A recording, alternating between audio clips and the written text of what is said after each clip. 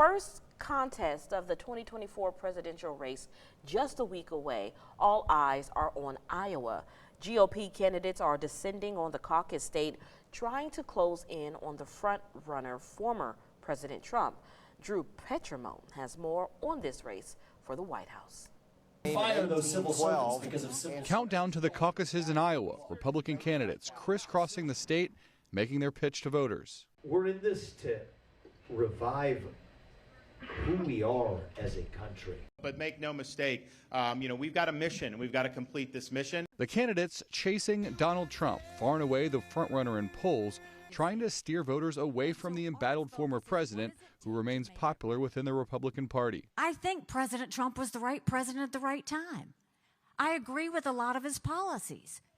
But rightly or wrongly, chaos follows him. It's going to be really a tremendous victory in Iowa. Mr. Trump also on the campaign trail in Iowa over the weekend, calling for the release of January 6 prisoners, labeling them hostages, and downplaying the day's deadly events. They indicted me because I fought against a corrupt election. I got indicted. President Biden heading to Charleston, South Carolina today to speak at the Mother Emanuel Church, where 9 black worshipers were gunned down by a white supremacist in 2015. It's part of Biden's push to highlight threats from the far right and continuing to focus on Trump's actions after the 2020 election. It was among the worst derelictions of duty by a president in American history. An attempt to overturn a free and fair election by force and violence. The battle lines being drawn as voters prepare to weigh in for the first time of the 2024 election.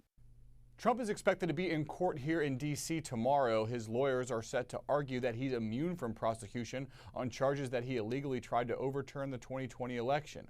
That argument was rejected by a federal judge and will now be heard by an appellate court. The case is likely to end up at the U.S. Supreme Court. In Washington, Drew Petremont, NBC News.